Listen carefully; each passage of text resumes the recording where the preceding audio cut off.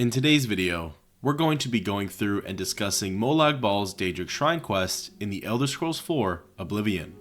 In order to begin this quest, we must be at least level 17. Molag Bal's shrine is relatively hidden within the Great Forest of Cyrodiil. No one in the province will tell us where to find it specifically, however, there are a couple of NPCs who can point us towards a worshipper of the shrine, Olin Saren. If our character's conjuration skill has reached or surpassed the level of 70, we can go to one of two citizens and ask them about furthering our training in the mystical art. One of the trainers is Arentis Falvius. Arentis can be found in the Great Chapel of Talos within Bruma. Approaching and speaking with him sounds like this. You were Martin's friend, weren't you? You were fortunate to have known him. We ask him about training. If you want to train further, you'll have to seek out someone else. There's nothing I can teach you. I've heard of a Daedra worshipper named Olin Saren. Very powerful and might be helpful, if you can find him. I heard he had to flee Morrowind, and is now hiding out in the forest of Cyrodiil. If there are other cultists out there, he's probably with them. And just like that, we receive a quest update for conjuration training. Popping open our map and taking a look at it, we can actually see where Olin Saren, the so-called Daedra worshipper, is located. It doesn't give us a location marker, so we don't know for sure which shrine it is until we go there, but we do get a quest marker bringing us to a spot within the Great Forest. For reference, the shrine is east-northeast of Redguard Valley Cave, east of Weatherly, and east-southeast of Hack Dirt. Another NPC we can visit is Alberic Litta of the Mages Guild. Alberic is at the Coral Mages Guild Hall and also offers conjuration training. Again, if we're past level 70 in that skill, speaking with Alberic sounds like this. I am Alberic Litta of the Mages Guild. I am pleased to make your acquaintance. We ask him about training. Find Olin Saren. Look for him at a Daedric shrine. That's where he probably is. Either Arentis or Alberic will share the location for Olin Saren on our map. We don't need to speak to Olin, we only need to find where he is so we can locate the shrine of Molag Bal if we hadn't come across it yet. Now we can fast travel to a nearby location to the quest marker and make our way over. Arriving, we see the statue of the Daedric Prince along with his three worshippers. Present, we have a Khajiit named Yushi, a Red Guard named Amir, and the Dark Elf in question, Olin.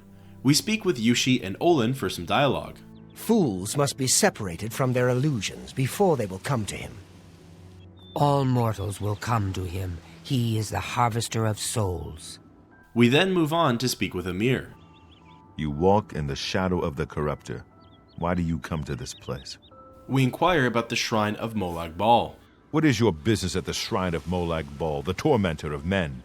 We say we wish to make an offering. If you believe yourself worthy, present Molag Bal with an offering, the pelt of a lion. You have been told what must be done. Amir gives us a relatively straightforward offering for Molag Bal, the pelt of a lion. Mountain lions will appear for us in the wilds of Cyrodiil as soon as we reach level 17. The easiest way to obtain its pelt is by slaying the beast and looting it. Sometimes we may find lion's pelts inside of random loot sacks, chests, barrels, crates, etc. It can be a trickier item to come across as it's a little more of an obscure find. Otherwise, some key places to check would be in caves or ruins. A great spot to look is in Unmarked Cave, which is west of Bleeker's Way Goodwill Inn and north-northeast of Ayleswell on the Red Ring Road. Unmarked Cave contains around 11 to 16 animals in its first zone, which odds are at least a few of them will be mountain lions. If you haven't begun the Fighters Guild questline yet, one of the first contracts in Anvil, titled A Rat Problem, has us fighting off against at least 5 of them, so that's a surefire way to collect a few. Another way to get them, which is a bit of a gamble, is if you've already become the Grand Champion of the arena, they may pop up as your opponent during a weekly match, allowing us to loot them for their pelts. It isn't guaranteed, but some general merchants throughout Cyrodiil might have them for sale as well. In any case, once the pelt of a lion has been acquired, we can return back to the shrine of Molag Bal and present it as an offering to the Daedric Prince. Another mortal come to do my bidding. I only wish suffering and death. You will bring me both. I want to see a man brought to the edge and pushed. Near Brindlehelm, you will find Melus Petilius, a good man, an honorable man. He disgusts me. You will let him kill you with this, the cursed mace. As you are doing this for me, I'll save your miserable life. Probably. Get out of my sight.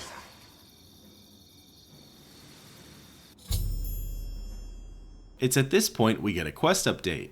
The Daedric Prince, Molag Bal, wishes us to corrupt a man named Melus Petilius. We're given a weapon called the Cursed Mace, and we're to provoke Melus into attacking us and ultimately killing us with said mace. We're told that Melus can be found at a settlement called Brindlehelm. Brindlehelm is relatively close to the shrine, being a short walk away heading southwest. The Cursed Mace itself happens to be a plain Daedric mace. We walk for a bit and end up at the village of Brindlehelm. It has a total of 4 residents living there. The quest marker actually brings us over to someone named Torvald the Sufficient's home. Instead of going over there, we decide to head over to the 3 residents congregating at the stables: Torvald himself, Merildor, and Estante. Speaking to any of them and asking about Melus sounds like this. What can I do for you? I know of him, but I don't figure I need to tell you about it. It's at this point we grease up Merildor with some septums and ask again. I know of the poor man. Did wonders for folks around here. There was no job too small for him. Killed off hordes of goblins when they attacked the town. Killed off a nest of minotaurs single-handedly. That's all in the past now, though. Since his wife Vena died, we haven't seen hide nor hair of the man. Gone off by himself. We ask about Vena Petilius. She was a good woman, and Melus loved her as best he could. He was off fighting when she died. A sudden fever, and she was gone. Don't think he ever forgave himself for not being there when she passed. He swore then never to raise a weapon again. He lives alone now, moved into a cabin not far outside of town. It's near where he buried Vena. I understand he visits her grave every day. Exiting the conversation, we make our way over to the updated quest marker. Important to note is that we didn't actually need to speak with any of the townsfolk on Melus' location. He can always be found at his wife's grave near his home or in his home. Clearly, Melus is somewhat of a local hero, and his combat abilities have only been used for the betterment of this village. Today, we're going to change that. Arriving, we see an Imperial man standing by a tombstone. Before we go over to him, we decide to quickly check in his house. Unfortunately, there's nothing significant or expensive in here. We exit and go back over to Melus. Melus is paying his respects and praying at his wife's tombstone. The tombstone simply reads, "Here lies Vena Petilius," and cannot be activated. Speaking with Melus sounds like this. I would ask that you not bother me, especially in this place. We ask him about Melus Petilius. I am Melus Petilius. Leave me in peace to mourn my wife, Vena. We then ask him about Vena Petilius. She was my wife, and I would rather not speak of her now. He gives us short and brief answers. Exiting the conversation, we decided to wait in increments to see if he did anything else with his time. It seems as though during this quest, he spends all his time at his wife's grave. He's supposed to go back to his cabin to sleep and pace around, but for us, all he did was pray at his wife's grave. The easiest way to ensure Melus attacks us with the mace is to place it on the ground in front of him while he's at the grave. Then, from here, we attack him and the corruption begins.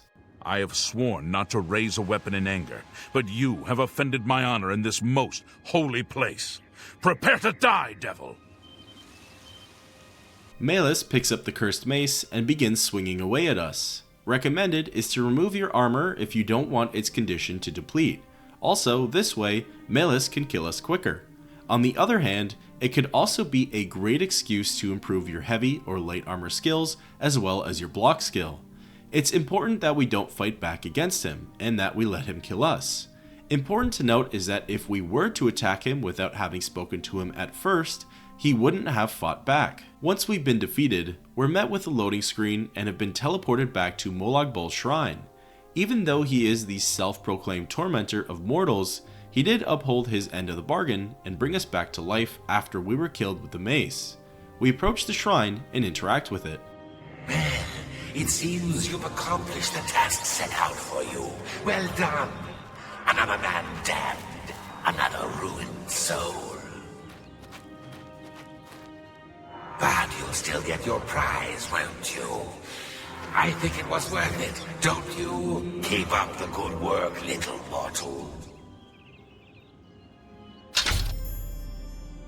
We get a quest update saying that we've completed our end of the bargain with Molag Bal and have thus been rewarded with the mace of Molag Bal. Speaking with Amir for some dialogue sounds like this. You have pleased Molag Bal.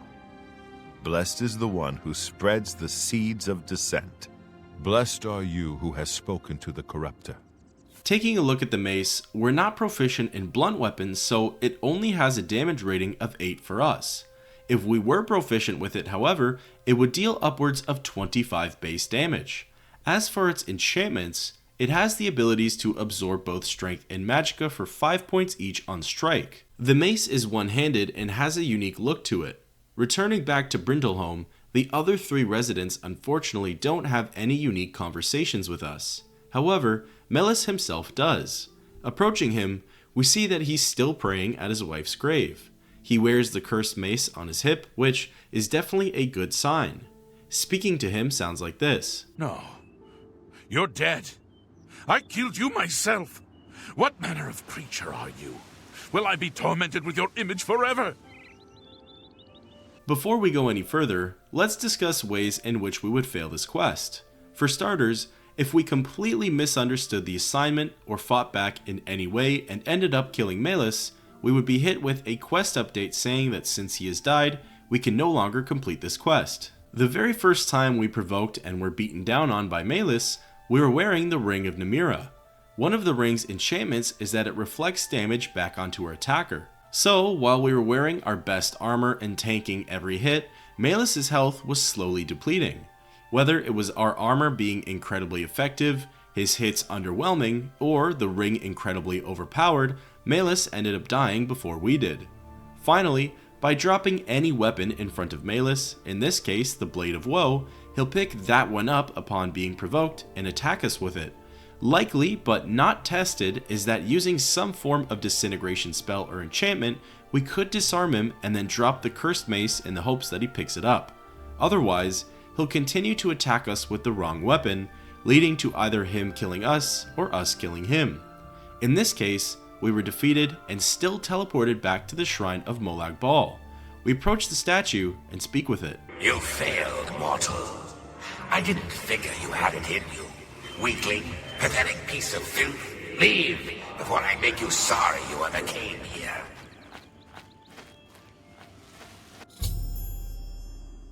With that, we receive a quest update, but unfortunately it still counts as failing and we don't get a do-over.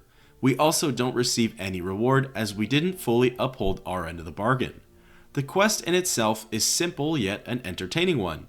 We're tasked by Molag Bal to have an innocent and honorable yet vulnerable man to kill us, truly showing Molag Bal's ability to corrupt and bring out the worst in the mortals of Nirn. Now, let's discuss a little bit about Molag Bal and his mace. For starters, Molag Bal is obviously one of the many Daedric princes.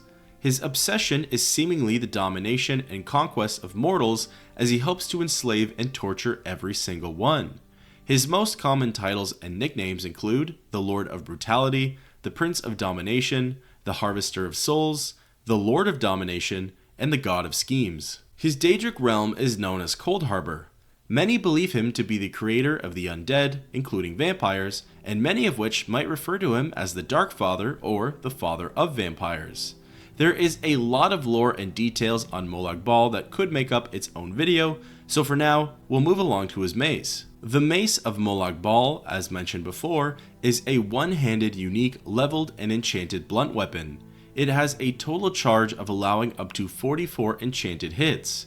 If you were in need of some quick gold, or simply had no use for this weapon, it could be sold for a value of 4,900 septums. The mace actually has its own entry in the book Tamrielic Lore compiled by Yagram Bagarn. The entry reads, also known as the Vampire's Mace, the Mace of Molag Bal drains its victims of magicka and gives it to the bearer. It also has the ability to transfer an enemy's strength to its wielder. Molag Bal has been quite free with his artifact. There are many legends about the mace. It seems to be a favorite for vanquishing wizards. The entry is onto something that, without their magicka, wizards would be extremely easy opponents to face in battle. The mace's origins can be apparently tracked back to an orcish blacksmith. The Orsimer was deceived by Bal and had his soul removed from his body, turning him into a soul shriven and forcing him to forge the mace within Bal's Daedric realm of Coldharbour. The mace can be seen during the events of the Elderscrolls Online, as the vestige actually battles Molag Bal, who was the one to wield it during the plane meld in the Second Era around year 582. During the events of Daggerfall, the mace was given to an agent of the Blades for killing a heretic mage. During the events of Morrowind, the Nerevarine can acquire the mace by killing a Daedroth named Menta Na for turning away from its duties of inflicting havoc and terror. We know what happens during the events of Oblivion, and for the events of Skyrim, the mace was given to the last Dragonborn in exchange for trapping and capturing the soul of a priest of Boethia. With that, thus officially concludes Molag Bal's Daedric Shrine quest. Until next time, keep on adventuring. Hey everyone, I appreciate you sticking around until the end of this video. This is just a quick announcement that I've finally gotten around to making YouTube memberships for this channel. There really isn't anything that I can offer you that will give back the value of your monthly support. I do have some plans and ideas for members and how they can help out and interact with this channel, as there are some fun things planned for the future. However, I will say that just watching the videos and engaging with them is plenty enough for support, and the memberships are above and beyond anything I could ask for. So, I just wanted to let you know about that. Shout out to Ian McLaughlin for being the first member, and keep on adventuring.